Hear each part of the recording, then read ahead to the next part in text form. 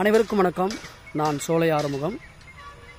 திருவண்ணாமலை சக்தி தியேட்டரில் இப்போ தான் ஃபைட் கிளப் அப்படிங்கிற ஒரு படம் பார்த்துட்டு வந்திருக்கோம். படம் லோகேஷ் கனகராஜ் அவருடைய தயாரிப்பில் உரியடி பாகம் 1 பாகம் 2 படத்தை இயக்கி நடித்த விஜயகுமார் அவர்கள் தான் இந்த ஃபைட் கிளப் படத்தோடைய ஹீரோ. விஜயகுமார் அவருடைய உதவியாளர் அப்பாஸ் அகமது தான் இந்த படத்தோடைய இயக்குனர். அதாவது திரைக்கதை இயக்கம் அவர். கதை சசி. ஃபைட் கிளப் படம் என்ன அப்படின்னா, கடலோர பகுதியில் வாழ்கின்ற மீனவ மக்களுடைய ஒரு வாழ்வியல் போராட்டம். அதான் ஏன்னா அவங்ககிட்ட நிறைய திறமை இருக்கும். அவங்க ரொம்ப ஒரு நல்ல விதமான ஒரு வாழ்க்கையை வாழணும்னு ஆசைப்படுவாங்க. இருந்தாலும் அவங்க வாழ்க்கையில் கலந்துருக்கிற நிறைய முரண்கள், அங்கே நடக்கிற அந்த இல்லீகல் அவங்களுடைய வாழ்க்கையை எந்த அளவுக்கு சூறையாடுது அப்படிங்கிற அந்த களம் சார்ந்த பிரச்சனையை பேசுகின்ற ஒரு படம் தான் ஃபைட் கிளப் படத்தோடைய கதை. ஹைலைட்டாக அதுதான் கதை. ஆனால் அதை தான் அவங்க பேச ஆரம்பிச்சிருக்காங்க. இருந்தாலும் இந்த படத்தில் என்னென்னலாம் ப்ளஸ் அப்படின்னு பார்க்கும்போது, படத்தோடைய கேமரா ஒர்க்கு ரொம்ப வேறு லெவலில் இருக்குது. எடிட்டிங் செம்மையாக இருக்குது. அப்புறம் படத்தோடைய மியூசிக் ரொம்ப பிரமாதமாக பண்ணியிருக்காங்க. மேக்கிங் நல்லா இருக்குது. அதாவது கேமராமேனுடைய ஒர்க்கு, எடிட்டரோட ஒர்க்கு, மியூசிக் டேரக்டர் ஒர்க்கு, இந்த 3 ஒர்க்கு செம்மையாக இருக்குது. நல்ல மேக்கிங்.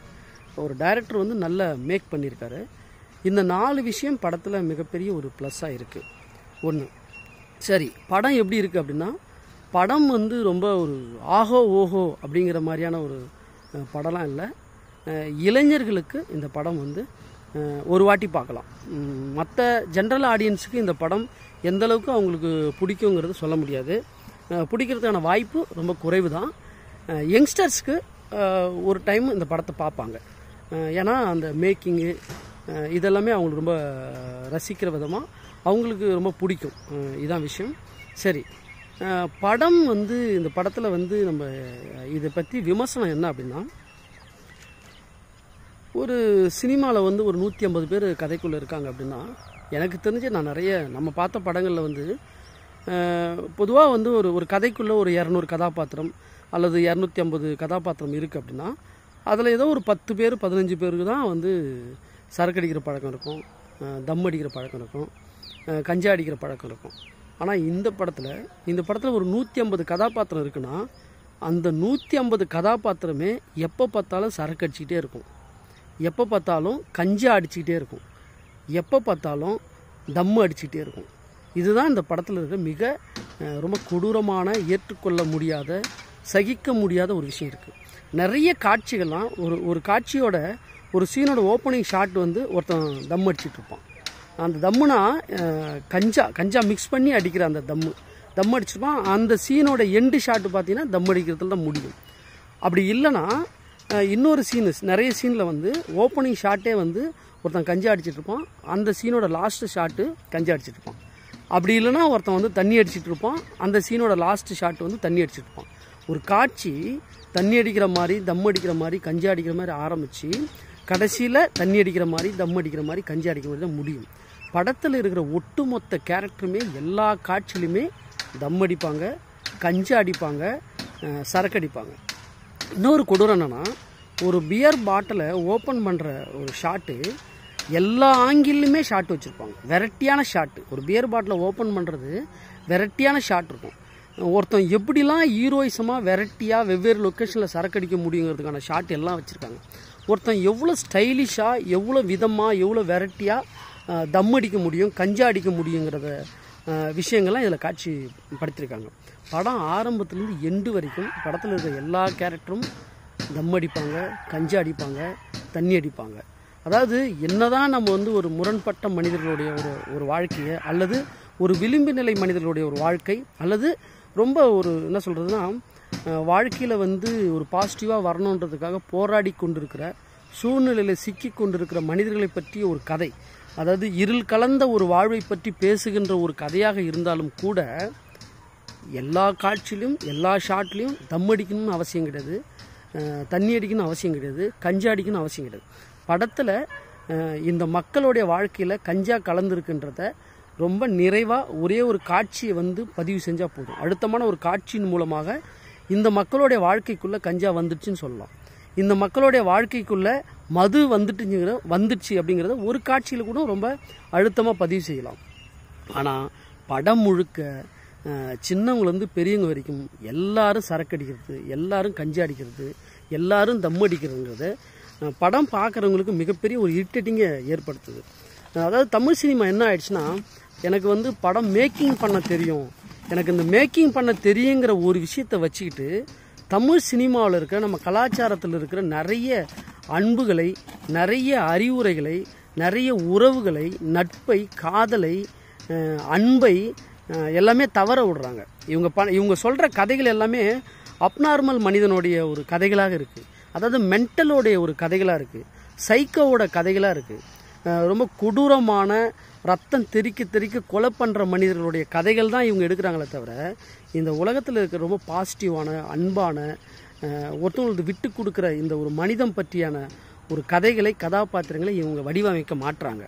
ஏன்னா இவங்க எல்லாருமே என்ன பண்ணுறாங்கன்னா, ஒரு யங்ஸ்டரை வந்து என்டர்டைன் பண்ணணும், அந்த இளைஞர்களை வந்து குஷிப்படுத்தணும் அப்படிங்கிற ஒரு நோக்கத்துக்காகவே அவர்களுக்கு வந்து வெறியேற்றுறாங்க. அதாவது இந்த படம் பார்த்துட்டு வெளியே வந்ததுக்கப்புறம் உண்மையிலே ஒரு இளைஞர் கூட்டம், ஒரு 4-5 நண்பர்களோட வந்து ஒரு ஃப்ரெண்ட்ஸ்லாம் அந்த படம் பார்த்தாங்கன்னா அவங்க வெளியே வந்து என்ன நினைப்பாங்கன்னா, ஒரு தம் அடிக்குன்னு தான் தோணும்.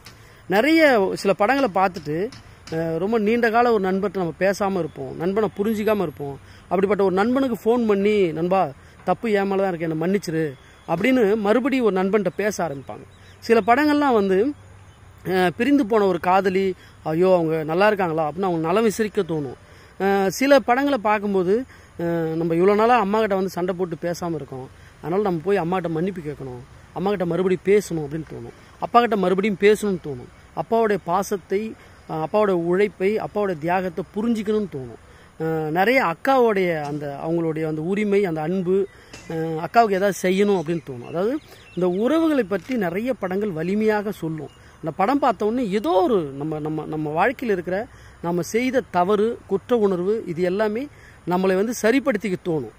ஆனால் ஃபைட் கிளப் அப்படிங்கிற ஒரு படம் பார்த்தா இளைஞர்கள் என்ன தோணும்னா, உடனடியாக ஒரு பொட்டி கடைக்கு போய் தம்மு வாங்கி அடிக்கணும்னு தோணும், அல்லனா எங்கே கஞ்சா விற்கிறாங்கன்னு தேடி பிடிச்சி கஞ்சா வாங்கி அடிக்கணும்னு தோணும், அல்லது ஒயின் ஷாப்புக்கு போயிட்டு சரக்கு வாங்கி அடிக்கணும்னு தோணும்.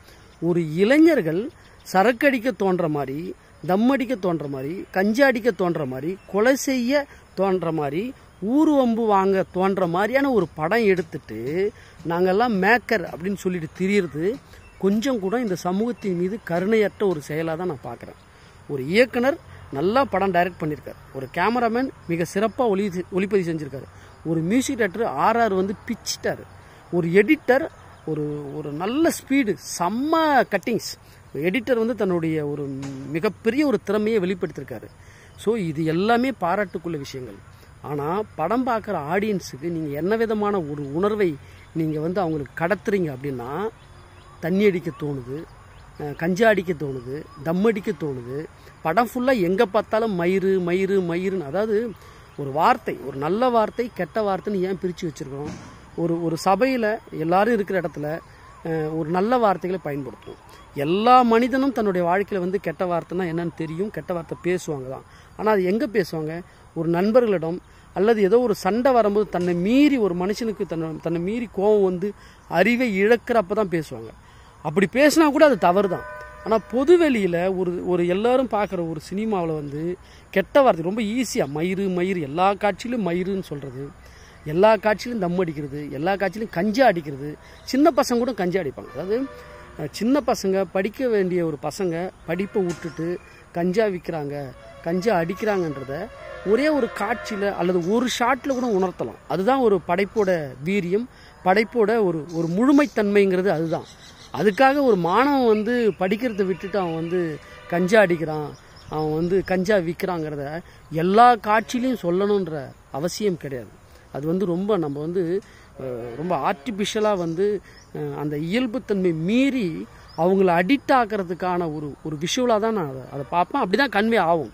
அதனால் சினிமா வந்து உறவுகளை விட்டு விலகி போய் எங்கோ ஒரு வேர்ல்டு சினிமாவை படம் பார்த்துட்டு அங்கே இருக்கிற கல்ச்சரை வந்து நம்மளுடைய கல்ச்சர் மேலே வந்து திணிக்கிறாங்க அப்படின்னு தான் நான் சொல்லுவேன். உலக சினிமா என்பது ஒவ்வொரு நாட்டுடைய கலாச்சாரத்தை மற்ற நாடுகளுக்கு எடுத்துரைப்பது தான் உலக சினிமா. உலக சினிமாங்கிற தத்துவார்த்தமே வந்து அதுதான்.